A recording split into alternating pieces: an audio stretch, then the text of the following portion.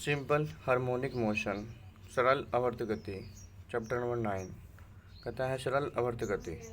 आवर्त गति periodic motion किसी वस्तु द्वारा एक निश्चित समय अंतराल में एक निश्चित दिशा पर निश्चित पथ पर अपनी गति को दोहराती है, तो इस गति को आवर्त गति कहते हैं।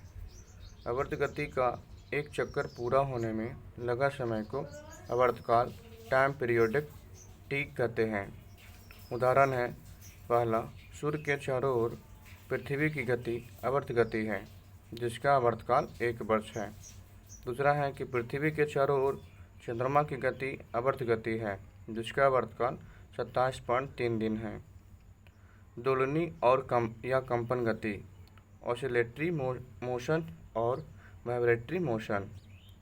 जब आवर्त गति एक ही पथ पर किसी निश्चित बिंदु के आगे पीछे होती है तो इसे दोलनी गति कहते हैं। उदाहरण है, लोलक की गति, सितारे के तार अथवा ढोल तबला का कंपन दोलन गति है। नोट, पहला कहता है सभी दोलन गति या दोलनी गति आवर्त गति होती है, परंतु सभी आवर्त गति दोलनी गति नहीं होती है। दूसरा है कि पृथ्वी गति आवर्त गति है पर यह दोलनी गति नहीं है, क्योंकि पृथ्वी की गति किसी बिंदु के आगे पीछे नहीं होती है।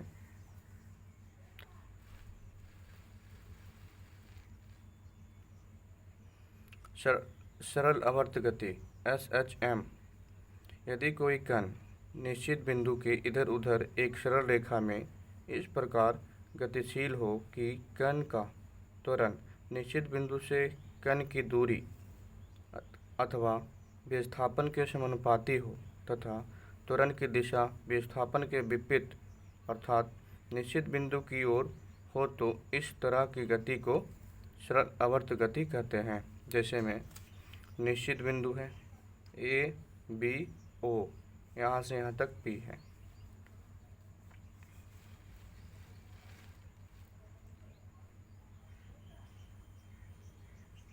सरल आवर्त गति। सरल आवर्त गति से संबंधित प्रमुख पद, पहला, माध्यम स्थिति।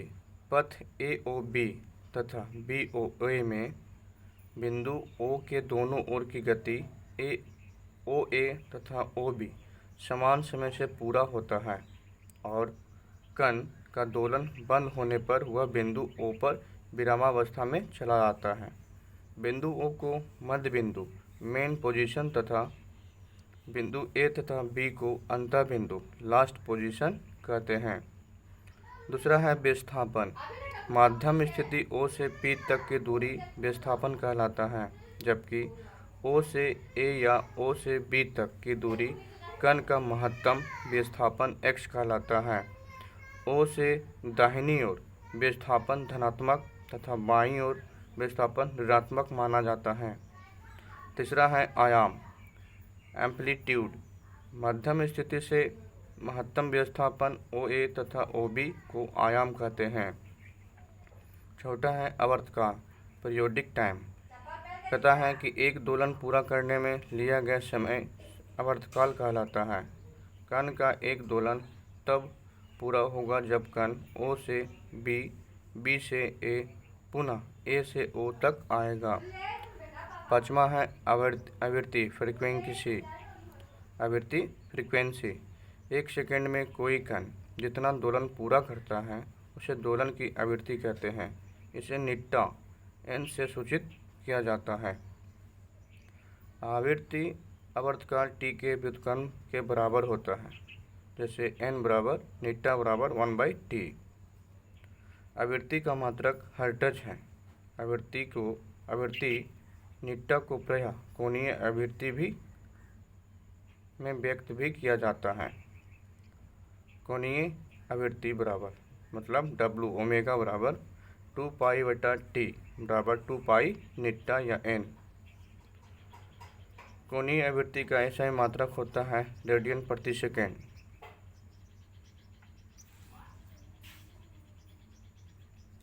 सरल आवर्त गति करने वाले कण का प्रमुख समीकरण है, अगर सरल आवर्त गति करने वाला कण का आयाम A हो, आवर्तकाल T हो तो मध्य बिंदु से t समय बाद का कण जो है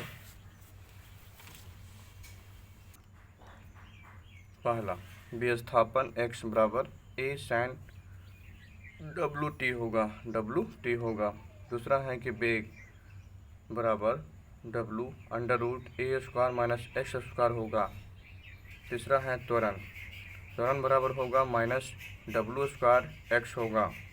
चौथा है कि बल F बराबर माइनस mW स्क्वायर x होगा। तो m बराबर SHM करने वाले कण का द्रव्यमान है।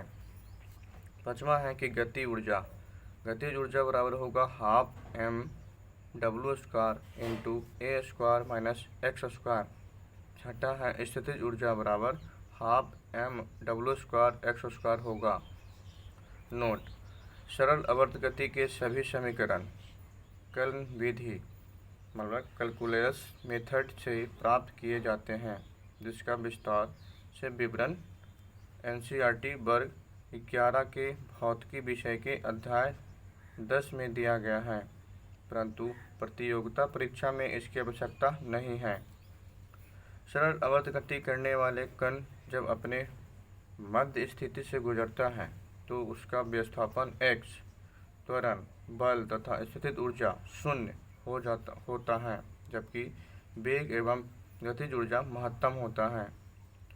सरल आवर्त गति करने वाले कण जब अपने अंत बिंदु से गुजरता है तो उसका विस्थापन, त्वरण, बल, स्थितिज ऊर्जा महत्तम होता है, जबकि वेग एवं गतिज ऊर्जा शून्य होता है।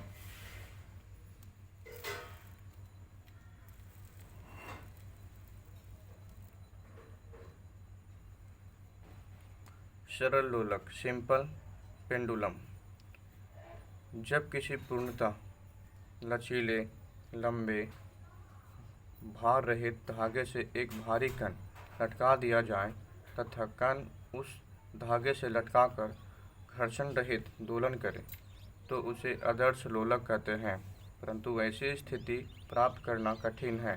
अतः आदर्श लोलक के निकटतम गुण वाले लोलक को सरल लोलक कहते हैं।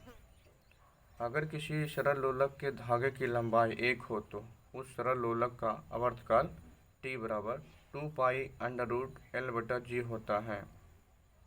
सरल लोलक का आवर्तकाल उसकी लंबाई L तथा गुरुत्वीय त्वरण G पर निर्भर करता है। यह लोलक के द्रव्यमान पर निर्भर नहीं करता है।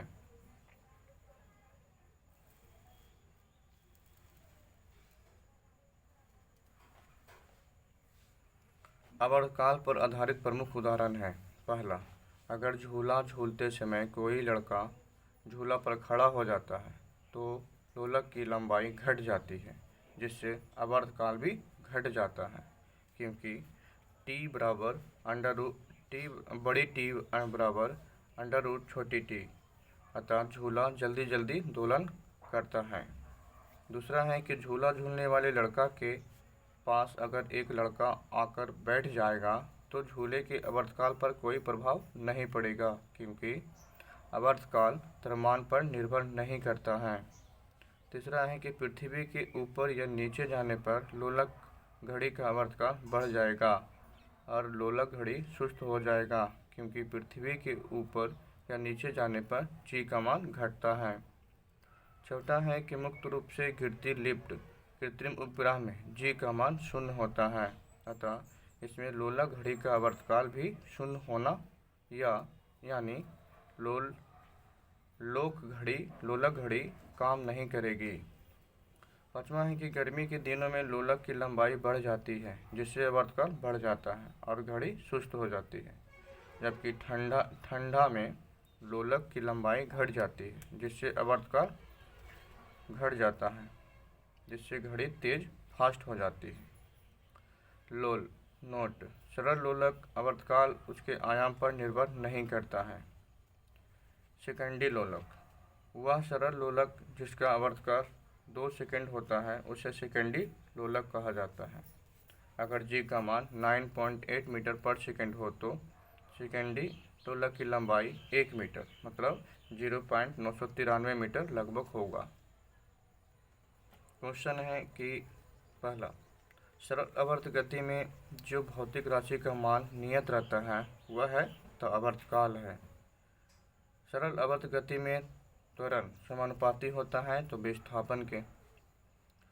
सरल आवर्त गति से वस्तु के वेग और त्वरण के बीच कालांतर फेज डिफरेंस होता है तो 90 डिग्री। सरल आवर्त गति में त्वरण और विस्थापन में कालांतर फेज डिफरेंट होता है तो पाई या 180 डिग्री।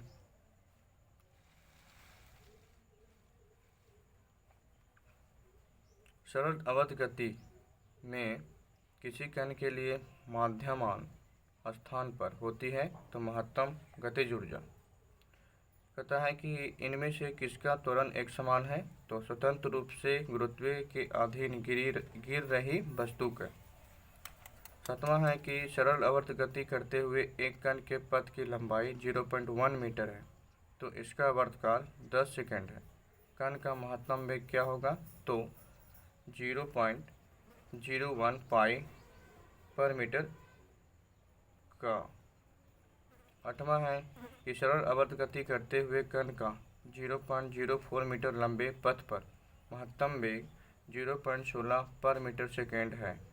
कण द्वारा प्रति सेकेंड पूरा किया गया दोलन की संख्या होगी तो 4/पाई। किसी सरल लोलक का लोलक पारे से भरा खोखला गोला है। यदि आधे पारे को निकाल दिया जाए तो लोलक का आवर्तकाल बढ़ जाएगा। सरल लोलक का आवर्तकाल दिया जाता है तो T बराबर 2 पाई √L/G। जब लोलक का झूलता गोलक अपनी संतुलन स्थिति को या मध्यम स्थिति को पार करता है तब उसकी ऊर्जा होती है पूर्णतः गतिज।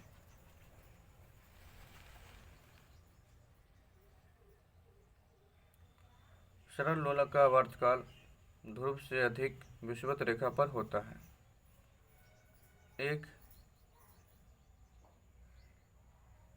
एक लड़की झूले पर बैठी है। यदि वह खड़ी हो जाए तो झूलने का दोलन काल घट जाएगा। चौदहवां है कि किसी स्थान पर लोलक घड़ी सेकंड बजाती है। यदि इसे इस स्थान से दूसरे स्थान पर जहां G का मान पहले स्थान से 1/6 भाग है ले जाया जाए तो आवर्तकाल होगा 2√6 सेकेंड।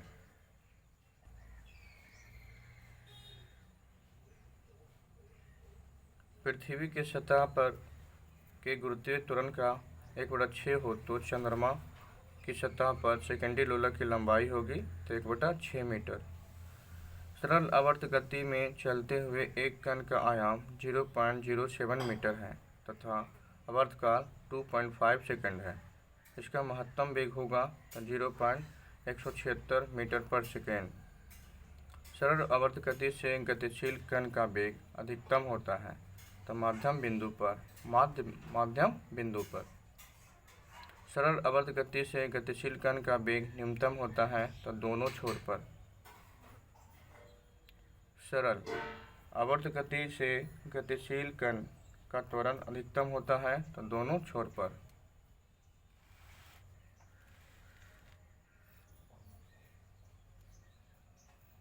सरल आवर्त गति से गतिशील कण का त्वरण न्यूनतम होता है तो माध्यम बिंदु पर।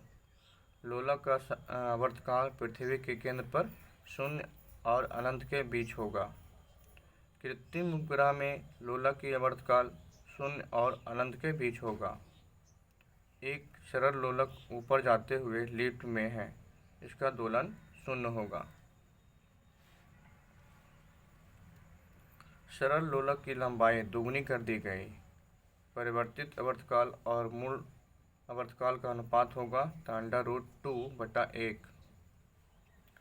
पृष्ठ तनाव की बीमा है तो mL0 T−2। चैप्टर नंबर 10वां ध्वनि साउंड। जब शांत जल में पत्थर के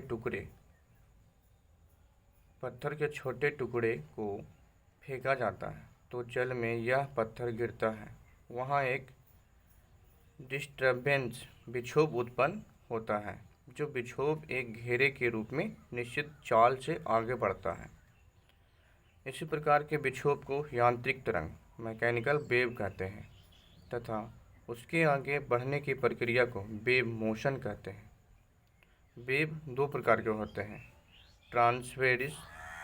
ट्रांसवेव अनुप्रस्थ तरंग, दूसरा लॉन्गिट्यूडिनल वेव अनुदैर्ध्य तरंग। अनुप्रस्थ तरंग वह तरंग है जिसमें माध्यम के कण अपनी माध्य स्थितियों पर तरंग के संचलन की दिशा में लंबवत गति करती है। जैसे में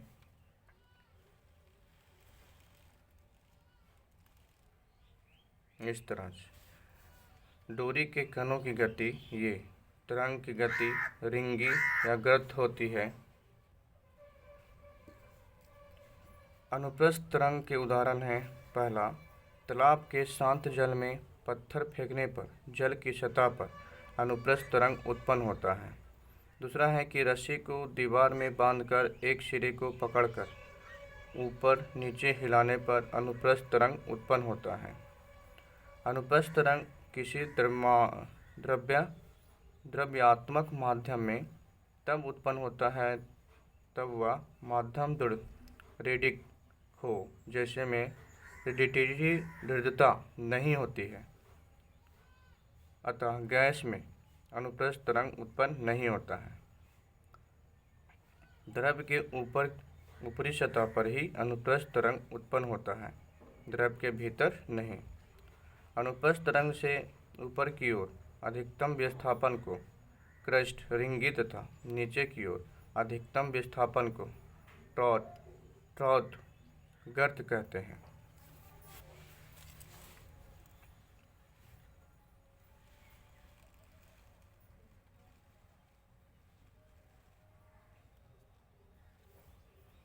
अनुदैर्ध्य तरंग। अनुदैर्ध्य तरंग वह तरंग है जिसमें माध्यम के कण अपनी माध्यम स्थिति पर तरंग के संचलन की दिशा के समांतर गति करते हैं। अनुदैर्ध्य तरंग के उदाहरण हैं कि पहला, वायु और गैस में ध्वनि तरंग अनुदैर्ध्य तरंग होती है। दूसरा है, स्प्रिंग में उत्पन्न तरंग अनुदैर्ध्य तरंग होती है। तीसरा, यदि किसी छड़ को बीच में कसकर उसके एक सिरे को भीगे कपड़ों से लंबाई की दिशा में रगड़े तो छड़ में अनुदैर्ध्य तरंग उत्पन्न होती है, जैसे तरंग गति। इस तरह संपीड़न और विरल। अनुदैर्ध्य तरंग संपीड़न, कंप्रेंशन तथा विरलन रिफ्लेक्शन के रूप में आगे बढ़ती है।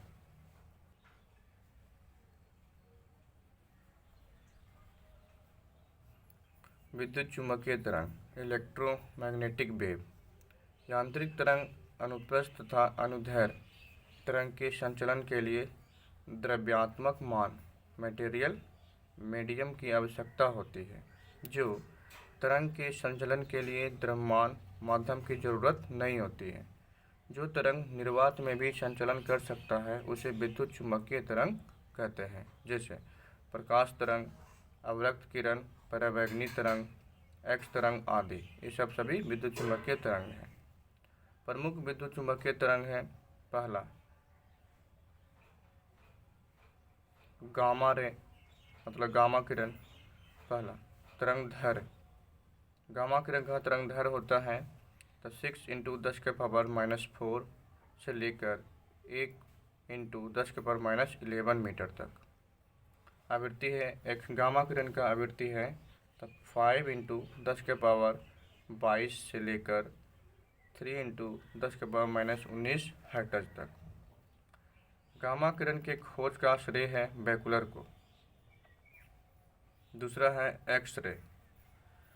एक्सरे तरंग दैर्घ्य है, एक्सरे तरंग का तरंगदैर्घ्य है 1 × 10⁻11 से लेकर 3 × 10⁻8 मीटर तक।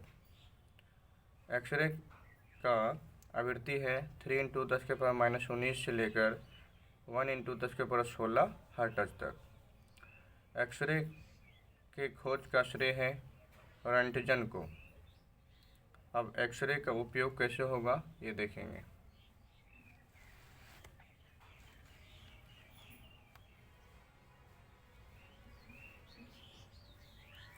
पहला, एक्सरे की सहायता से मनुष्य के शरीर को आर पार देखा जा सकता है। एक्सरे के उपयोग शल्य चिकित्सक सर्जरी में होता है। दूसरा है क्षय रोग, टीबी के उपचार में भी एक्सरे का उपयोग होता है। तीसरा है एक्सरे का उपयोग कैंसर के इलाज में भी होता है। चौथा है कि एक्सरे के प्रयोग से कुछ पदार्थों के क्रिस्टल रचना का अध्ययन किया जाता है। पाँचवा है कि एक्सरे की सहायता से नकली और असली मूल्यवान पदार्थ की भी जांच की जा सकती है। छठा है कि शरीर के अंदर छिपी वस्तु का पता भी एक्सरे के से लगाया जाता है। सातवां है कि पुल गटर के दरार का पता भी एक्सरे की सहायता से लगाया जाता है। तीसरा है पराबैंगनी पराबैंगनी तरंग का तरंगदैर्घ्य होगा 3 × 6 × 10⁻⁻10 से 4 × 10⁻⁻7 मीटर तक। पराबैंगनी तरंग का आवृत्ति होता है तो 5 × 10⁻17 से 8 × 10⁻14 हर्ट्ज तक। पराबैंगनी किरण की खोज रिटर ने किया था। पराबैंगनी किरण का उपयोग है, जैसे पहला, पराबैंगनी किरण में प्रतिदीप्ति उत्पन्न करने का गुण होता है। इस गुण का उपयोग खनिज नमूनों के जांच में होता है। दूसरा, पराबैंगनी शरीर पर कम मात्रा में पड़कर विटामिन डी उत्पन्न करता है। तीसरा है कि फैक्ट्री या प्रयोगशाला के वायुमंडल से बैक्टीरिया हटाने में पराबैंगनी का उपयोग होता है। चौथा है कि कीमती पत्थर की पहचान में भी पराबैंगनी किरण का उपयोग होता है। पाँचवा है कि दस्तावेज के जालसाजी की जांच भी पराबैंगनी किरण की सहायता से की जाती है।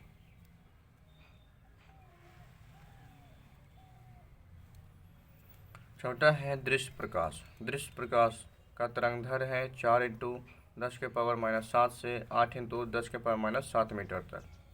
दृश्य प्रकाश की आवृत्ति है 8 × 10⁻14 से 4 × 10⁻14 हर्ट्ज तक। दृश्य प्रकाश के खोज का श्रेय है न्यूटन को। पाँचवा है कि अवरक्त किरण का तरंगदैर्घ्य है 8 × 10⁻7 से लेकर 3 × 10⁻5 मीटर तक। अवरक्त किरण का आवृत्ति है 4 × 10⁻14 से 3 × 10⁻13 हर्ट्ज तक।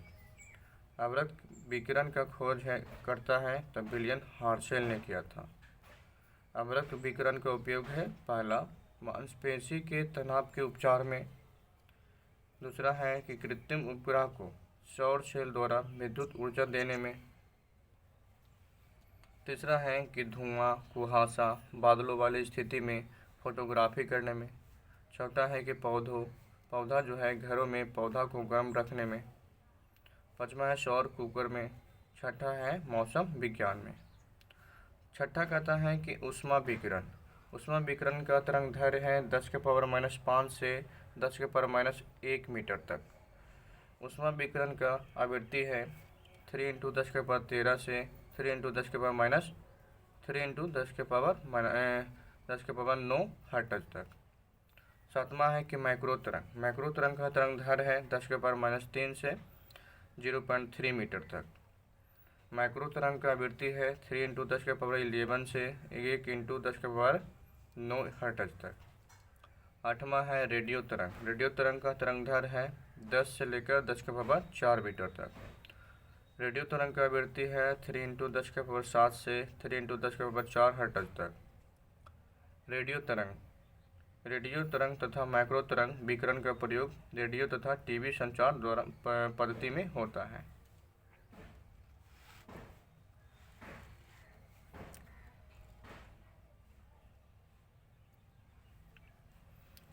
तरंग संबंधित प्रमुख पद।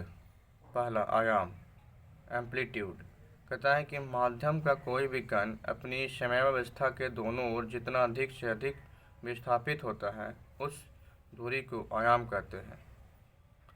जैसे कि माध्यम है इस तरह का, तो ए बराबर ये है आयाम ए। दूसरा है कि आवर्तकाल टाइम पीरियड, माध्यम के किसी भी कण को एक कंपन या एक दोलन में जितना समय लगता है उसे तरंग का आवर्तकाल कहते हैं।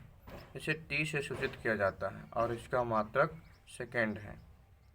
तीसरा है आवृत्ति, फ्रीक्वेंसी। माध्यम का कोई भी कण 1 सेकंड में जितना कंपन करता है वही उस तरंग की आवृत्ति कहलाती है। इसे प्रायः नीटा से सूचित किया जाता है। आवृत्ति का मात्रक हर्ट्ज है।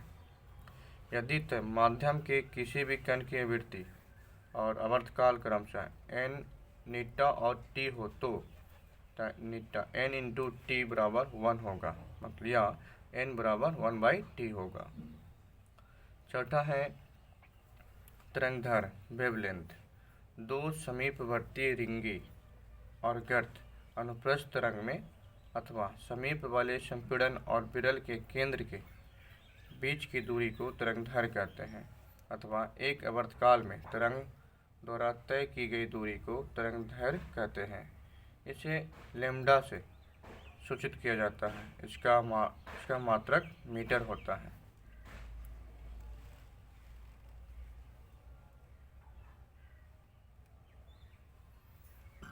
पाँचवा है तरंग वेग, वेव वेलोसिटी। 1 सेकेंड तरंग जितनी दूरी तय करती है उसे तरंग वेग कहते हैं। इसे प्रायः v से सूचित किया जाता है। तरंग दैर्घ्य, तरंग चाल तथा आवृत्ति में संबंध। t में तरंग द्वारा तय की गई दूरी बराबर लैम्ब्डा तरंग दैर्घ्य है। 1 सेकंड में तय की गई दूरी बराबर लैम्ब्डा बटा टी होगा। 1 सेकंड में चली गई दूरी बराबर तरंग चाल v है, अतः v बराबर लैम्ब्डा बटा टी होगा तथा 1 बटा टी बराबर नीटा होगा। तब v बराबर v लैम्ब्डा तरंग चाल बराबर होता है आवृत्ति गुणे तरंग दैर्घ्य। कहता है प्रगामी तरंग, प्रोग्रेसिव वेव। प्रगामी तरंग माध्यम में उत्पन्न एक प्रकार का विक्षोभ है जो बिना अपना रूप बदले माध्यम के एक क्षेत्र से दूसरे क्षेत्र तक कणों के आवृत्ति कंपन द्वारा एक निश्चित चाल से आगे की ओर बढ़ता रहता है।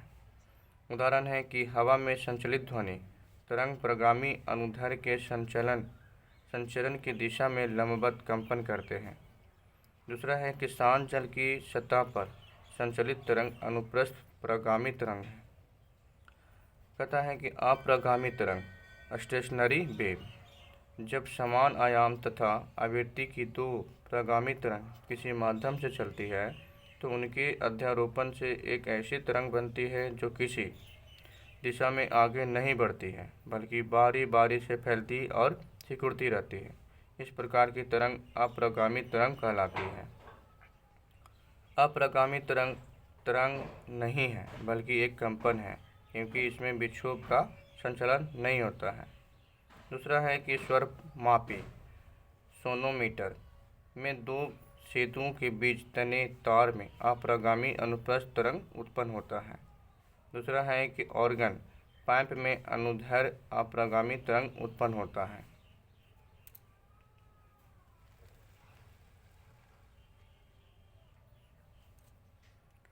कहता है कि ध्वनि तरंग ध्वनि ऊर्जा का एक रूप है जिसे कान पर पड़ने से सुनने की संवेदना होती है। ध्वनि एक प्रकार का अनुदैर्घ्य तरंग है। ध्वनि तरंग के आवृत्ति परिसर।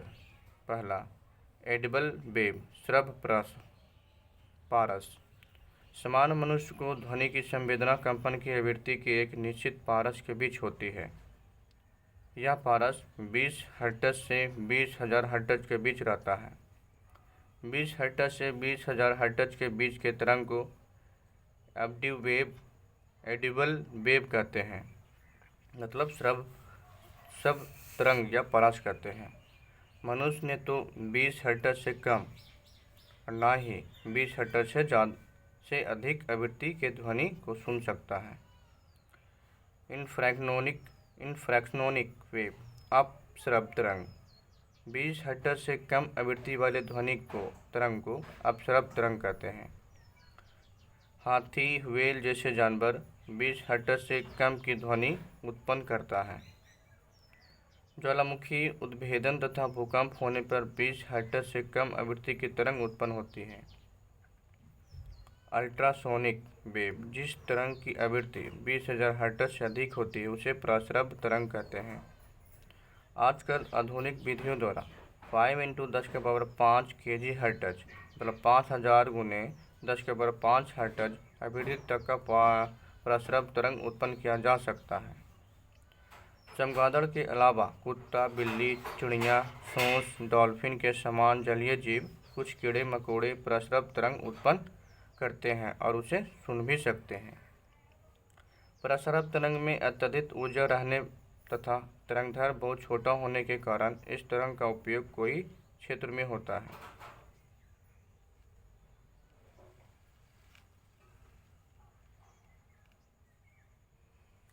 प्रमुख उपयोग निम्न हैं। पहला, कि द्रवों में प्रस्रव तरंग की चाल ज्ञात कर द्रव की रासायनिक संरचना, संतरण, अवशोषण, संपीड़ितता आदि का पता लगाया जाता है। दूसरा, समुद्र की गहराई मापने में भी प्रस्रव तरंग का इस्तेमाल किया जाता है। तीसरा है स्कंदन, कोगुलेशन प्रक्रिया में प्रस्रव तरंग का उपयोग किया जाता है। स्कंदन कोगुलेशन, यदि किसी द्रव में ठोस के सूक्ष्म कण तैर रहे हों तो उस द्रव में प्रस्रव तरंगों को भेजने पर ये कण आपस में मिलकर बड़े होने लगते हैं और नीचे बैठ जाते हैं। यह क्रिया जो है स्कंदन कहलाता है। चौथा है प्रस्रव तरंग का उपयोग धातु के भीतर के दरारों का पता लगाने में किया जाता है। पाँचवा है कि छोटे छोटे जीव, चूहा, मछली, मेढक पर प्रस्रव तरंग डालकर उन्हें अंगहीन बनाया जाता है अथवा भार डाला जाता है। प्रस्रव तरंग से बैक्टीरिया को भी खत्म किया जाता है। अल्ट्रासोनोग्राफी, इकोकार्डियोग्राफी, गुर्दे के पत्थर तोड़ने में, मोतियाबिंद हटाने में प्रस्रव तरंग का उपयोग होता है। ध्वनि का चाल, विभिन्न माध्यमों में ध्वनि की चाल भिन्न भिन्न होती है। यह चाल ठोस में अधिकतम, द्रव में उससे कम और गैस में न्यूनतम होती है। 20 डिग्री सेल्सियस पर विभिन्न माध्यमों की ध्वनि की चाल होगी। जैसे एल्युमिनियम में ध्वनि की चाल 64-20 मीटर पर सेकेंड होता है। एल्युमिनियम में ध्वनि की चाल 64-20 मीटर पर सेकेंड होता है। स्टील में ध्वनि की चाल 59-60 मीटर पर सेकेंड होता है। स्टील में ध्वनि की चाल 59-60 मीटर पर सेकेंड होता है। पीतल में ध्वनि की चाल 4700 मीटर पर सेकेंड होता है। पीतल में ध्वनि की चाल 4700 मीटर पर सेकेंड होता है। समुद्री जल में ध्वनि की चाल 1531 मीटर पर सेकेंड होता है। समुद्री जल में ध्वनि की चाल 1531 मीटर पर सेकेंड होता है। एथेनॉल में ध्वनि की चाल 1207 मीटर पर सेकेंड होता है। एथेनॉल में ध्वनि की चाल 1207 मीटर पर सेकेंड होता है। हाइड्रोजन में ध्वनि की चाल 1284 मीटर पर सेकेंड होता है। हाइड्रोजन में ध्वनि की चाल 1284 मीटर पर सेकेंड होता है। वायु में ध्वनि की चाल 346 मीटर पर सेकेंड होता है।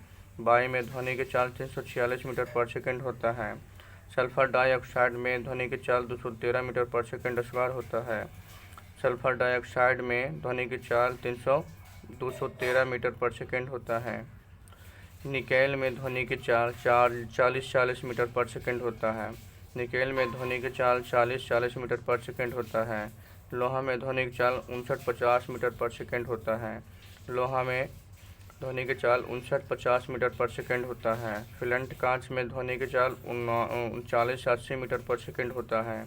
फिलंट कांच में ध्वनि की चाल 39-80 मीटर पर सेकेंड होता है। आशुत जल में ध्वनि की चाल 1498 मीटर पर सेकेंड होता है। आशुत जल में 1498 मीटर पर सेकेंड होता है।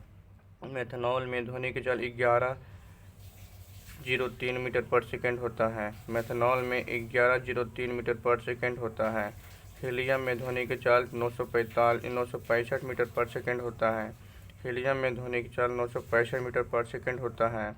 ऑक्सीजन में ध्वनि की चाल 316 मीटर पर सेकेंड होता है। ऑक्सीजन में ध्वनि की चाल 316 मीटर पर सेकेंड होता है। नोट: वायु में ध्वनि की चाल 0 डिग्री सेल्सियस पर 331 मीटर पर सेकेंड होता है तथा 20 डिग्री सेल्सियस पर 344 मीटर पर सेकेंड होता है। वायु में ध्वनि की चाल 0 डिग्री सेल्सियस पर 331 मीटर पर सेकंड होता है तथा 20 डिग्री सेल्सियस पर 344 मीटर पर सेकंड होता है। ध्वनि के चाल को प्रभावित करने वाला कारक।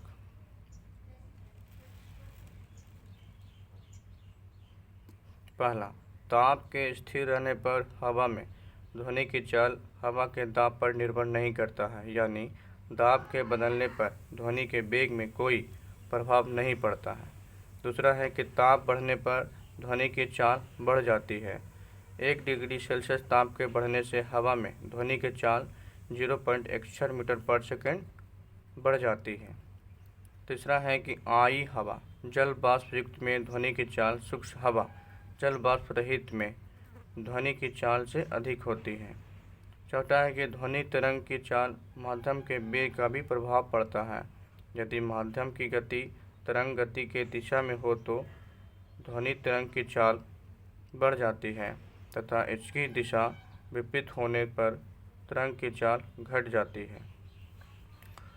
Sonic boom. सोनिक बूम क्या है, चलते हैं। तो जब ध्वनि उत्पन्न करने वाली वस्तु ध्वनि के चाल से अधिक चाल से गतिमान होता है तो वे वायु में प्रघाती तरंग उत्पन्न करता है।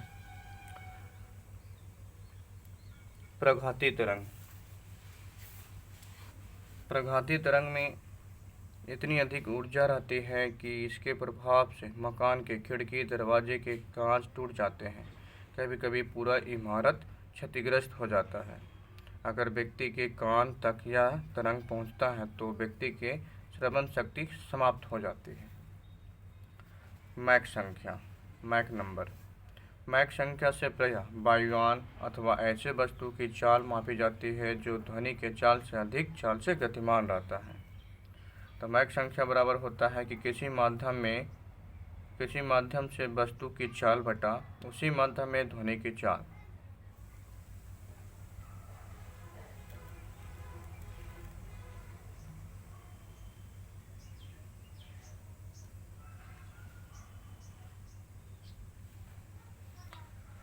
मैक संख्या 1 से तात्पर्य है कि वस्तु जो है ध्वनि के चाल से चल रहा है। मैक संख्या 2 से तात्पर्य है कि वस्तु ध्वनि के चाल से दुगनी चाल से चल रही है या चल रहा है। मैक संख्या 1 से अधिक चाल को सुपरसोनिक तथा मैक संख्या 5 ध्वनि के चाल का 5 गुना से अधिक चाल को हाइपरसोनिक कहते हैं। ध्वनि के लक्षण। पहला, तरत्व, जिसको पिच कहते हैं। तरत्व ध्वनि का वह गुण है जिससे ध्वनि मोटा तथा पतला सुनाई देता है। मोटी ध्वनि की तरत्व निम्न होती है जबकि पतली ध्वनि का तरत्व अधिक होती है। तरत्व जो है आवृत्ति पर निर्भर करता है। अधिक तरत्व वाली ध्वनि की आवृत्ति अधिक तथा कम तरत्व वाली ध्वनि की आवृत्ति कम होती है। पुरुष की आवाज़ से स्त्रियों की आवाज़ पतली होती है क्योंकि स्त्रियों की आवाज़ का तरत्व उच्च होता है। बच्चों की आवाज़ की उच्च तरत्व का होता है। यही कारण है कि बच्चों का आवाज़ भी पतला होता है। तरत्व का मापन संभव नहीं, इसे हम मस्तिष्क से सिर्फ अनुभव कर सकते हैं। प्रबलता, लाउडनेस। ध्वनि की प्रबलता वह गुण है जिसके कारण ध्वनि धीमी अथवा तेज सुनाई पड़ती है। कहता है कि अधिक प्रबलता वाली ध्वनि अधिक ऊर्जा होती है तथा ध्वनि तरंग का आयाम अधिक होता है। कम प्रबलता के ध्वनि में कम ऊर्जा रहती है और इसका आयाम कम होता है। ध्वनि जैसे जैसे ध्वनि स्रोत से दूर होते जाता है उसकी प्रबलता तथा आयाम दोनों घटते जाता है।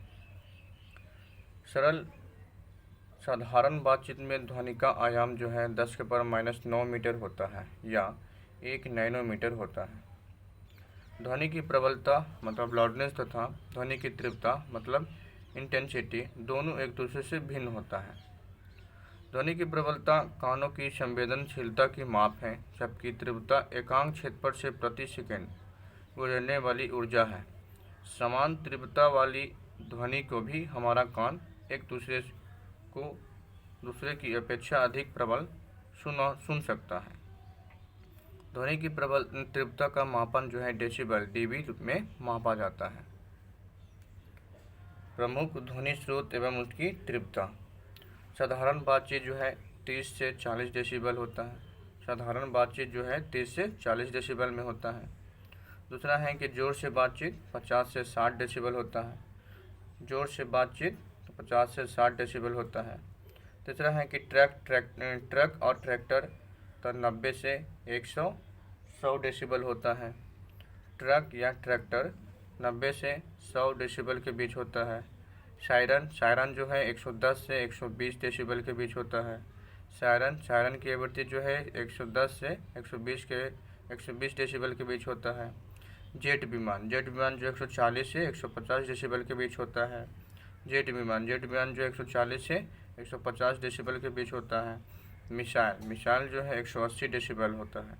मिसाइल 180 डेसिबल होता है।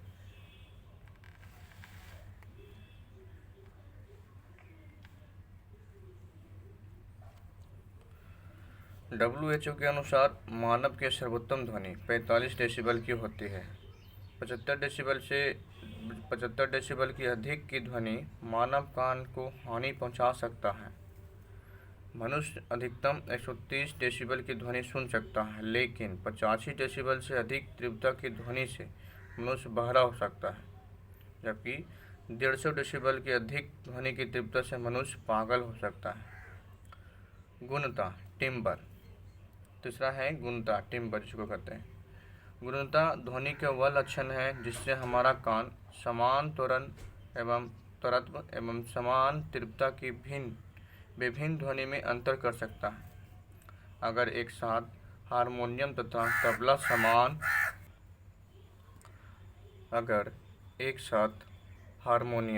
तबला समान त्वरत्व और समान तीव्रता की ध्वनि निकाल रहा है, तो हमारा कान गुणता के आधार पर यह जान जाता है कि कौन सी ध्वनि हारमोनियम का है और कौन सी ध्वनि तबला का है।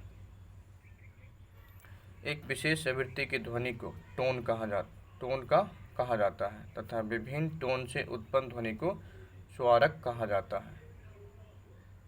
स्वारक ही कहा जाता है। ध्वनि के गुण। पहला, ध्वनि का परिवर्तन रिफ्लेक्शन ऑफ साउंड।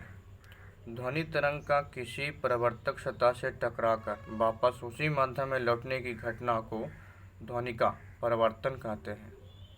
प्रकाश छोटी परावर्तक सतह से भी परावर्तित हो सकता है, परंतु ध्वनि को परावर्तित करने के लिए परावर्तक सतह अपेक्षाकृत बड़ी होनी चाहिए। ध्वनि के परिवर्तन के लिए परावर्तन का सरलतम होना आवश्यक नहीं है। ध्वनि का परिवर्तन उन्हीं नियमों के अनुसार होता है जो प्रकाश के परिवर्तन के नियम हैं। कहता है कि ध्वनि के परिवर्तन के होने वाली महत्वपूर्ण घटना। पहला, प्रतिध्वनि इको। किसी विस्तृत अवरोध से ध्वनि का टकराकर परिवर्तित होने से उस ध्वनि का पुनः सुने जाने की घटना को प्रतिध्वनि या इको कहते हैं। हमारे मस्तिष्क में ध्वनि की संवेदना 0.1 सेकेंड तक बनी रहती है। स्पष्ट प्रतिध्वनि सुनने के लिए मूल ध्वनि और परिवर्तित ध्वनि के बीच कम से कम 0.1 सेकेंड का समय अंतराल होना आवश्यक है। 0.1 सेकेंड में ध्वनि 344 मीटर पर सेकेंड इंटू 0.1 सेकेंड बराबर 34.4 मीटर या 34.4 मीटर की दूरी तय करती है। अतः स्पष्ट प्रतिध्वनि सुनने के लिए अवरोध की ध्वनि स्रोत की न्यूनतम दूरी 17.2 मीटर अवश्य होनी चाहिए। प्रतिध्वनि के व्यवहारिक उपयोग। पहला, प्रतिध्वनि का उपयोग कर ध्वनि के चाल को मापा जाता है। दूसरा, चमगादड़ जो है प्रतिध्वनि का उपयोग कर अपने रास्ते में पड़ने वाले अवरोध का पता लगा लेते हैं और बचकर निकल जाते हैं। तीसरा है, प्रतिध्वनि का उपयोग मेडिसिन के क्षेत्र में इकोकार्डियोग्राफी तथा अल्ट्रासोनोग्राफी जैसे उपकरण में होता है। बी, अनुरणन रिवर्बरेशन। कहता है किसी बड़े हॉल में उत्पन्न होने वाली ध्वनि दीवारों से बराबर परिवर्तन के कारण काफ़ी समय तक बनी रहती है। अब तक यह इतनी कम ना हो जाए कि यह सुनाई ही ना पड़े, या बराबर परिवर्तन जिसके कारण ध्वनि निबंध प्रेसिटेशन ऑफ साउंड होता है, जिसे अनुरणन कहते हैं। अनुरणन को कम करने के लिए सभा भवन की छत और दीवारों पर ध्वनि अवशोष पदार्थ लगाए जाते हैं। तीसरा है ध्वनि के बहुलित परावर्तन, मल्टीपल रिफ्लेक्शन के उदाहरण है। कहता है कि पहला, मेघ गर्जन की ध्वनि जो धीरे धीरे मंद होकर समाप्त होती है। इसका कारण यह है कि मेघ गर्जन की ध्वनि का बादल के परतों द्वारा कई बार परिवर्तन होता है और एक एक कर हमारे कान तक पहुंचता है। दूसरा है डॉक्टरी स्टेथोस्कोप में भी ध्वनि के बहुलित परावर्तन सिद्धांत का उपयोग होता है। तीसरा है हॉर्न, बिगुल, मेगाफोन, लाउड स्पीकर जैसे यंत्र इस प्रकार बनाए जाते हैं कि प्रारंभ में इनकी ध्वनि सभी दिशाओं में नहीं फैलती है। पहले इस यंत्र के नली वाली संरचना में ध्वनि का कई बार परिवर्तन होता है और सभी ध्वनि एकजुट होकर यंत्र के शंकुनुमा चौड़े मुंह से प्रबलता के साथ निकलता है। ध्वनि का अपवर्तन, रिफ्लेक्शन ऑफ साउंड, जब ध्वनि तरंग एक माध्यम से दूसरे माध्यम में जाता है तो अपने मार्ग से थोड़ा विचलित हो जाती है। इस घटना को ध्वनि का अपवर्तन कहते हैं। ध्वनि के अपवर्तन के कारण ही ध्वनि दिन के समय कम क्षेत्र तक ही सुनी जा सकती है, जबकि रात के समय ध्वनि दूर दूर तक सुनाई देती है।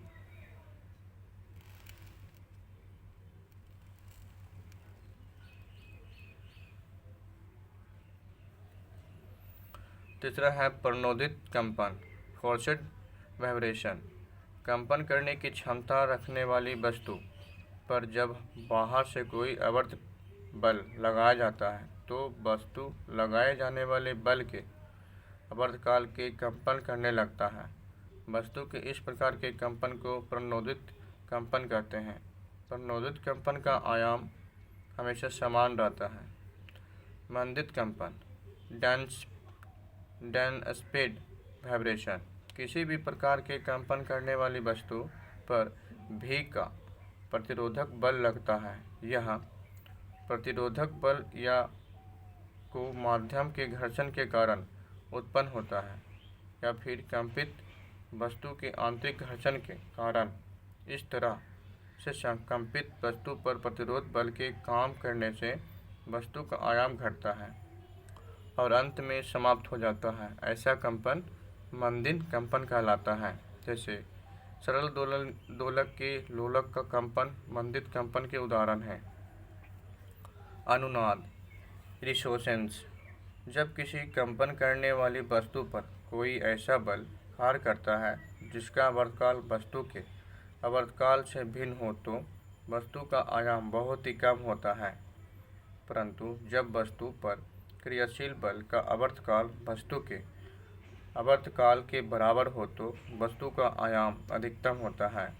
प्रणोदित कंपन की इसी स्थिति को अनुनाद कहते हैं। अर्थात अनुनाद प्रणोदित कंपन की वह स्थिति है जिसे वस्तु और उस पर क्रियाशील बल का आवर्तकाल बराबर होता है। अनुनाद के उदाहरण हैं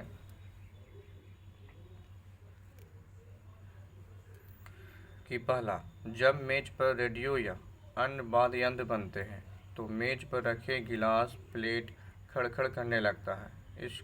इसका कारण अनुनाद है, यानी बर्तन की आवृत्ति संगीत ध्वनि की आवृत्ति के बराबर होने पर दोलन का आयाम बढ़ जाता है और वे लड़खड़ाने लगते हैं। दूसरा है कि तार वाद्य यंत्र जैसे सितार अनुनाद के सिद्धांत पर ही कार्य करता है। इस यंत्र में मुख्य तार के बगल में कई तार लगे होते हैं। मुख्य तार को बजाते हैं तो बगल वाले तार अनुनादित हो जाते हैं और स्वर की तीव्रता बढ़ जाती है। तीसरा है अनुनाद के कारण ही खाली बर्तन में जल भरने पर उससे निकलने वाली ध्वनि का स्वर बदलते रहता है। चौथा है, रेडियो भी अनुनाद के सिद्धांत पर कार्य करता है। चौथा है ध्वनि का व्यक्तिकरण, इंटरफेरेंस ऑफ साउंड, अध्यारोपण, सुपर इम्पोजिशन। जब दो ध्वनि तरंग एक साथ एक रेखा पर चलती है तो एक तरंग को दूसरी तरंग से मिलने की क्रिया को अध्यारोपण कहते हैं। जब दो ध्वनि तरंग एक दूसरे से अध्यारोपित होती है तो परिणामी ध्वनि की तीव्रता कहीं पर महत्तम तथा कहीं पर न्यूनतम होती है। इस घटना को ध्वनि का व्यक्तिकरण कहते हैं। जहाँ पर ध्वनि की तरंग की तीव्रता महत्तम होती है उसे संपोषी व्यक्तिकरण, तथा जहाँ पर ध्वनि तरंग की तीव्रता न्यूनतम होती है उसे विनाशी व्यक्तिकरण कहते हैं।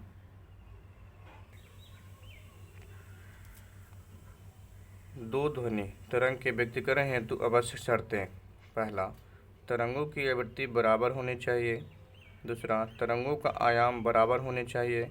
तीसरा, किसी बिंदु पर दोनों तरंगों के कारण विस्थापन एक ही रेखा पर होनी चाहिए। कुहारे वाली रात में जज को संकेत देने हेतु रसायन का इस्तेमाल होता है। सायरन की ध्वनि निकट और दूर तक सुनी जाती है, परंतु बीच के कुछ क्षेत्र में सायरन की ध्वनि सुनाई नहीं पड़ती है। इसका कारण व्यक्तिकरण है।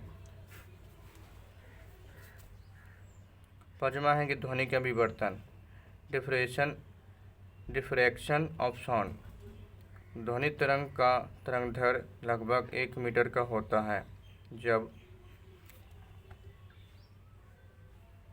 तरंगदैर्घ्य कोटि का अवरोध ध्वनि के मार्ग में आता है तो ध्वनि अवरोध के किनारे से मुड़कर आगे बढ़ जाती है। इस घटना को ध्वनि का विवर्तन कहते हैं। मानव का कान की संरचना, स्ट्रक्चर ऑफ ह्यूमन ईयर। मानव का कान 3 भागों में बटा होता है। पहला, बाहरी कान, मध्य कान और आंतरिक कान।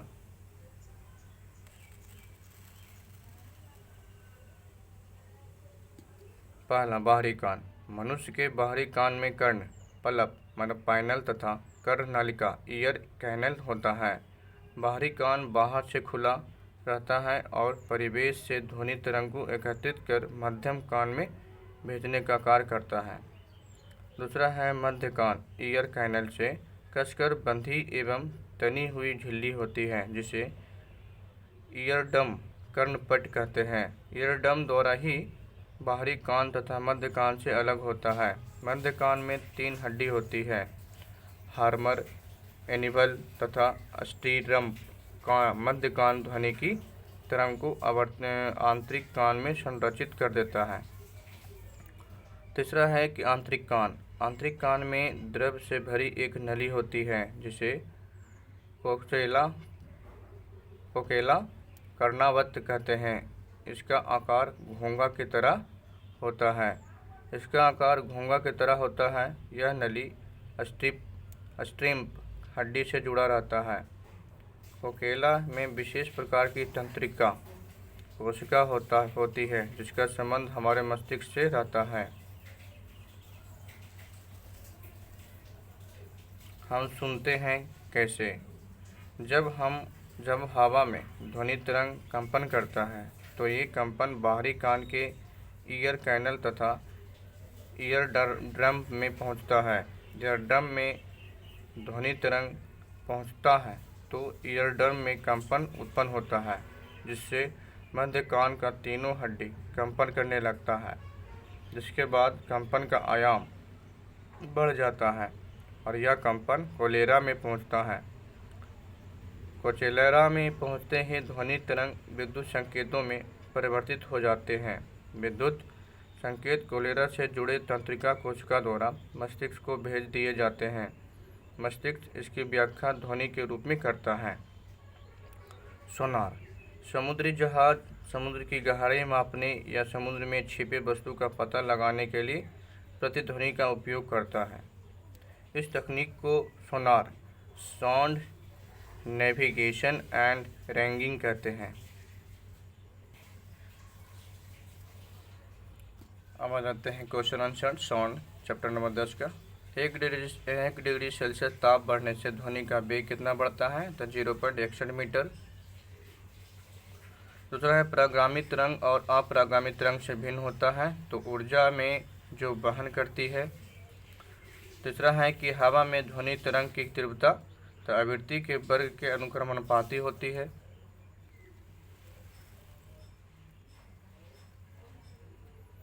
चौथा है कि ध्वनि तरंग तथा प्रकाश तरंग में एक प्रमुख समानता है, तो दोनों व्यक्तिकरण प्रदर्शित करता है। पांचवा है कि जब ध्वनि तरंग का संचरण होता है तो संचरण होता है ऊर्जा का। छठा है कहता है कि 4 तथा 1 वायुमंडलीय दाब पर वायु में ध्वनि के चाल का अनुपात होगा, तो 1:1। सातवां है कि आवृत्ति और आवर्तकाल का गुणनफल होता है, तो 1। कहता है आठवां, किसी एकांक क्षेत्रफल मतलब किसी एकांक 1 मीटर स्क्वायर क्षेत्रफल से 1 सेकेंड में गुजरने वाली ध्वनि ऊर्जा को कहते हैं ध्वनि की तीव्रता।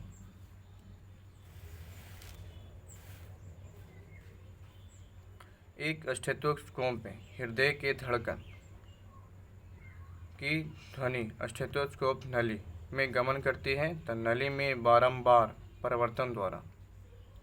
मानव कान का वह भाग जो एक द्रव से भरा रहता है वह है कर्णवत कोलेरा।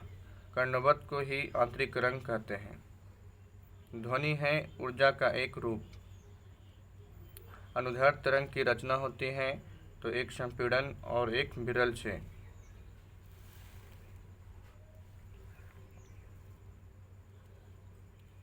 अनुप्रस्थ तरंग की गति रिंगी और गर्त के रूप में होती है। 2 क्रमागत संपीड़न अथवा 2 क्रमागत विरलों के बीच की दूरी होती है, तो एक तरंग का तरंगदैर्घ्य। 2 क्रमिक रिंगी अथवा गर्तों के बीच की दूरी होती है, तो तरंग का तरंगदैर्घ्य। 16 है कि किसी माध्यम में किसी तरंग के कंपित कणों की मध्य स्थिति से महत्तम विस्थापन को कहते हैं, तो तरंग का आयाम। अनुदैर्ध्य तरंग कहाँ उत्पन्न हो सकता है? तो ठोस, द्रव, गैस तीनों में। ध्वनि के बहुलित परिवर्तन का उपयोग निम्नलिखित में से किसमें किया जाता है? तो डॉक्टरी स्टेथोस्कोप में, मेगाफोन में, हॉर्न में, सभी में। किसी संगीत यंत्र की ध्वनि तीव्रता मापी जाती है, तो डेसिबल से। वायु के तापमान में परिवर्तन से ध्वनि का निम्नलिखित में से कौन सा गुण प्रभावित होता है? तो तरंगदैर्घ्य।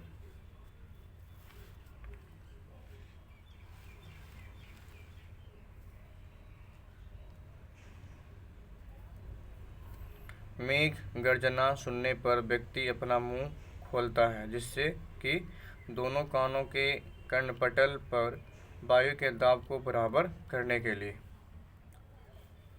कहता है निगमन मतलब डूबी हुई वस्तु का पता लगाने के लिए प्रयुक्त किए जाने वाले उपकरण को कहते हैं, तो सोनार। मनुष्य के लिए मानव ध्वनि स्तर है तो 45 डेसिबल से लेकर 60 डेसिबल तक।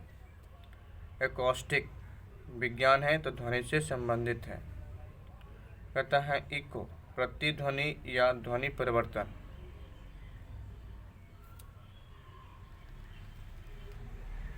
कहता है इको साउंडिंग का प्रयोग मतलब इको इसको बोलते हैं तो मतलब प्रतिध्वनि या ध्वनि का परिवर्तन। इको साउंडिंग का प्रयोग होता है तो समुद्र की गहराई मापने में के लिए।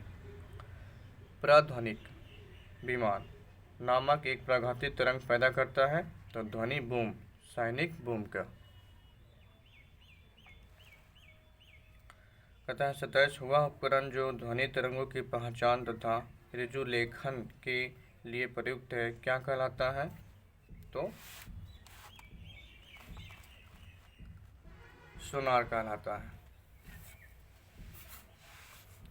ध्वनि तरंग नहीं चल सकती है तो निर्वात में।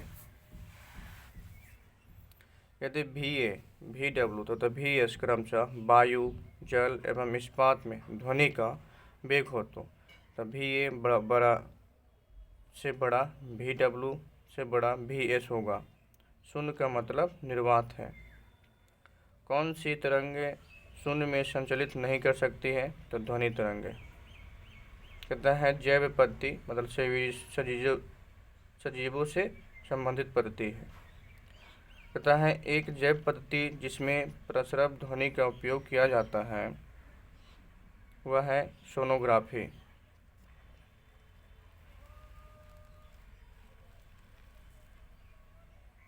कहता है लगभग 20 डिग्री सेल्सियस के तापक्रम पर किसी माध्यम में ध्वनि की गति अधिकतम होती है तो लोहा में।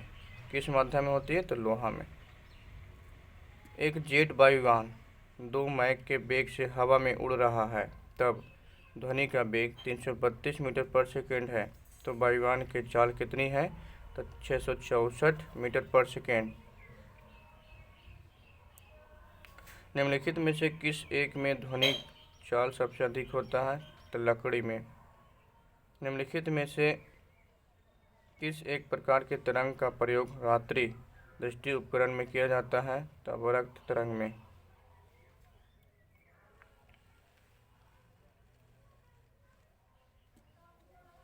निम्नलिखित में कौन सा एक सही है तो गैस में ध्वनि तरंग की प्रवृत्ति अनुदैर्घ्य होती है।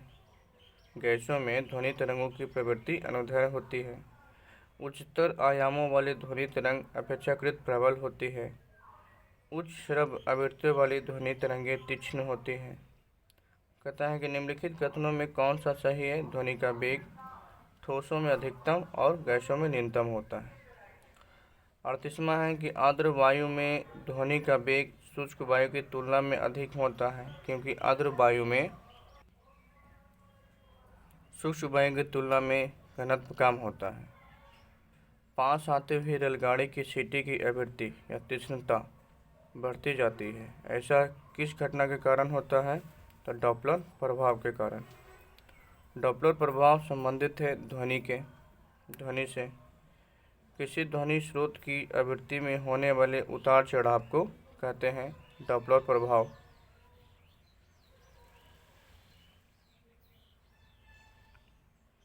जब हम कमरे के अंदर बैठे रहते हैं तो यद्यपि हम बराबर के कमरे में बातचीत करने वाले व्यक्तियों को देखते हैं तो नहीं परंतु उनकी आवाज़ अवश्य सुन लेते हैं। इसका कारण है कि ध्वनि का विवर्तन होता है।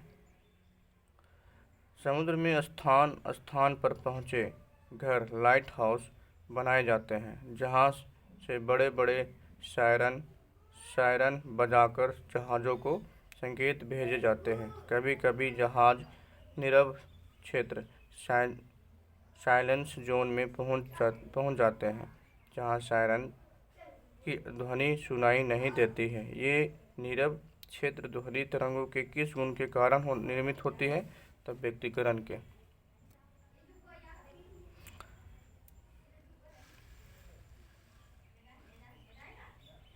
कहता है कि जब किसी स्थान पर 2 लाउड स्पीकर साथ साथ बजते हैं तो किसी स्थान विशेष पर बैठे श्रोताओं को इनकी ध्वनि नहीं सुनाई देती है। इसका कारण है व्यक्तिकरण। रेडियो का समय स्वरण स्टेशन उदाहरण है अनुनाद का। जब हम जल के नीचे सुराही भरने के लिए रखते हैं तो जैसे जैसे सुराही भरती जाती है वैसे वैसे हमें विशेष प्रकार की ध्वनि सुनाई देती है। इसका कारण है अनुनाद। कहा जाता है कि जब तानसेन गाता था तो खिड़की के कांच के गिलास के टुकड़े टुकड़े हो जाते थे। यदि ऐसा संभव भी हो तो वह ध्वनि के किस गुण के कारण होगा तो अनुनाद के कारण।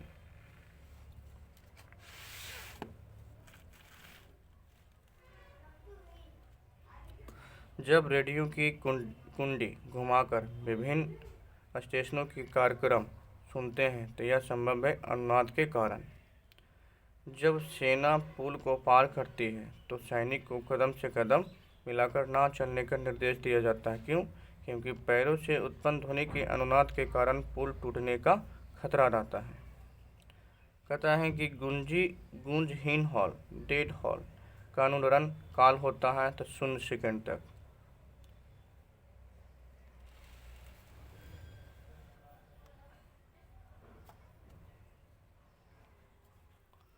कहता है कि अनुरण काल तथा हॉल के आयतन के बीच संबंध का प्रतिपादन किया है सेबिन ने। सोनार सोनार अधिकांशतः प्रयोग में लाया जाता है तो चालकों द्वारा प्रतिध्वनि इचकों को प्रतिध्वनि तरंगों के किसके कारण उत्पन्न होती है तो परावर्तन के कारण। स्टेथोस्कोप ध्वनि के किस सिद्धांत पर कार्य करता है तो परावर्तन के कारण। एक व्यक्ति को अपनी प्रतिध्वनि सुनने के लिए प्रवर्तक तल से कितनी दूर खड़ा रहना चाहिए तो 56 फीट या 17 मीटर दूर। ध्वनि तरंग किसके कारण प्रतिध्वनि उत्पन्न करते हैं तो परावर्तन के कारण। ध्वनि का प्रभाव मानव के कान में कितने समय तक रहता है तो 1/10 सेकंड तक। अच्छे ऑडिटोरियम की दीवारें, छत एवं फर्श किसी रेशेदार पदार्थ, कालीन, ग्लास, फाइबर आदि से ढके रहते हैं। इसका उद्देश्य होता है ध्वनि का अवशोषण करके ध्वनि को रोकना। किसी प्रतिध्वनि को सुनने के लिए मूल आवाज़ और प्रतिध्वनि के बीच का समय अंतराल क्या होना चाहिए तो 1/10 सेकंड के अधिक। रडार की कार्य प्रणाली निम्न सिद्धांत पर आधारित होती है तो वो है रेडियो तरंग का परावर्तन। स्पष्ट प्रतिध्वनि सुनने के लिए परावर्तक तल एवं ध्वनि स्रोत के बीच न्यूनतम दूरी होनी चाहिए 17 मीटर या 56 फीट।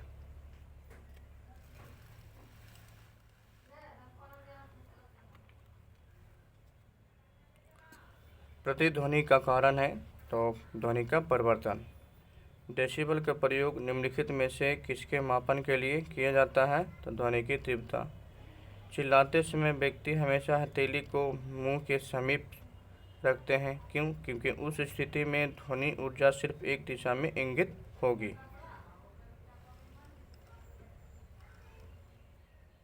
65 कौन सी प्रक्रिया प्रकाश और ध्वनि दोनों घटित नहीं होती है तो ध्रुवन। एक अंतरिक्ष यात्री अपने सहपाठी को चंद्रमा की सतह पर सुन नहीं सकता, क्यों? क्योंकि ध्वनि प्रचलित करने का माध्यम नहीं होता है। कहता है ध्वनि तरंग की प्रवृत्ति होती है तनुदैर्घ्य। निम्नलिखित में से कौन सा कथन ध्वनि तरंग के लिए सत्य है तो वह है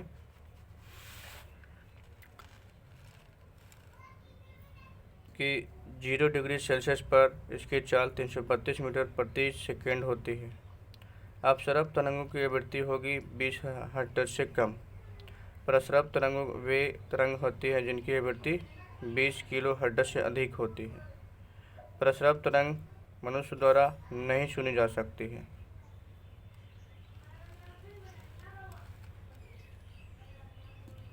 प्रसरब तरंगों को सबसे पहले किसने सीटी बजाकर उत्पन्न किया था तो गाल्टन ने सीटी बजाकर।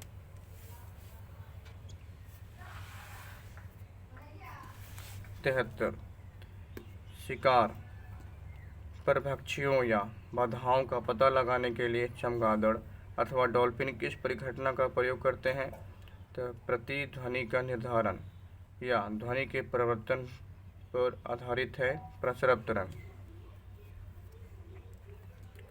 कीड़ों तथा हानि पहुंचाने वाले तत्वों को घरों से दूर भगाने के लिए प्रयोग में लाया जाता है तो अल्ट्रासोनिक तरंग प्रसरब जिसको बोलते हैं।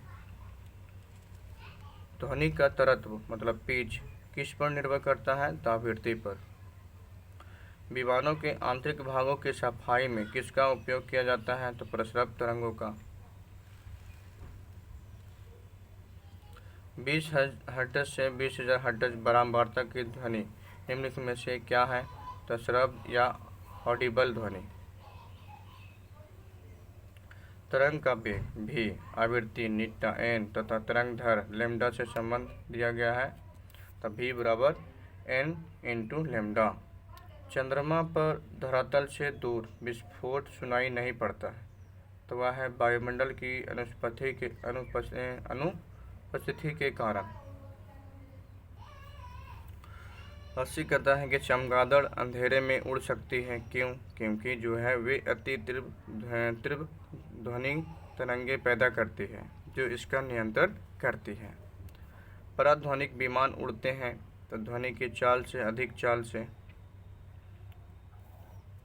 कहता है कि कथन है, रेलगाड़ी के इंजन से निकली भाप पहले दिखाई पड़ती है और सीटी बाद में सुनाई पड़ती है।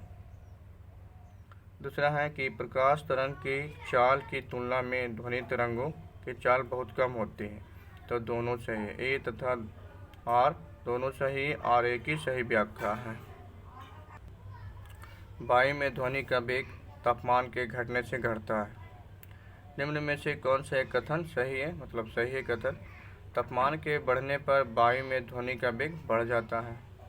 वायु में ध्वनि का वेग दाब पर निर्भर नहीं करता है। आयाम तथा आवृत्ति के परिवर्तन से वायु में ध्वनि वेग है प्रभावित नहीं होता है।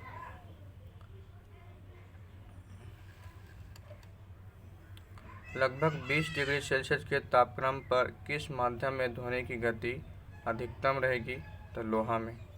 ध्वनि का वेग भिन्न भिन्न माध्यमों में भिन्न भिन्न होता है और ठोस में सबसे अधिक होता है। किस माध्यम में ध्वनि सबसे तेज चलती है, तो ठोस में।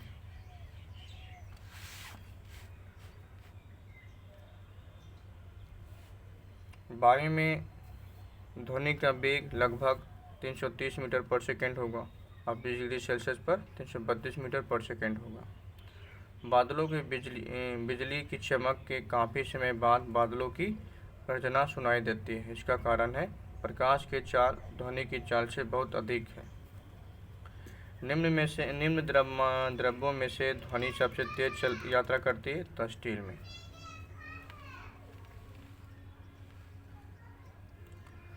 वायु में ध्वनि की चाल 332 मीटर पर सेकेंड होती है। यदि दाब बढ़ाकर दुगना कर दिया जाए तो ध्वनि की चाल 332 मीटर पर सेकेंड ही होगी।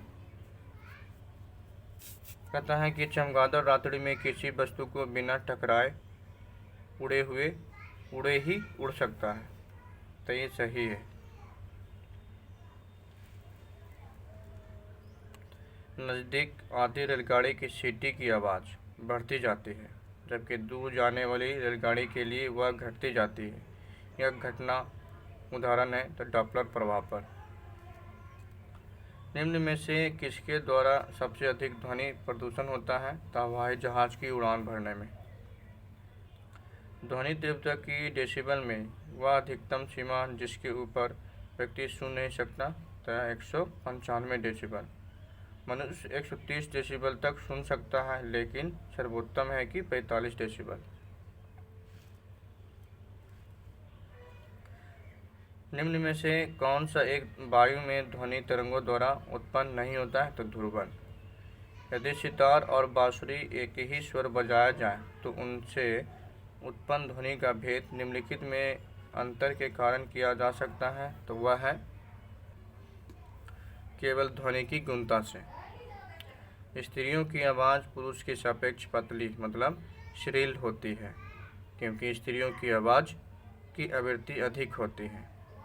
एक युवक पुरुष की आवाज़ की तुलना में छोटे बच्चे की आवाज़ अधिक प्रिय क्यों लगती है, क्योंकि बच्चों की आवाज़ का तरत्व पुरुष की आवाज़ के तरत्व अधिक होता है।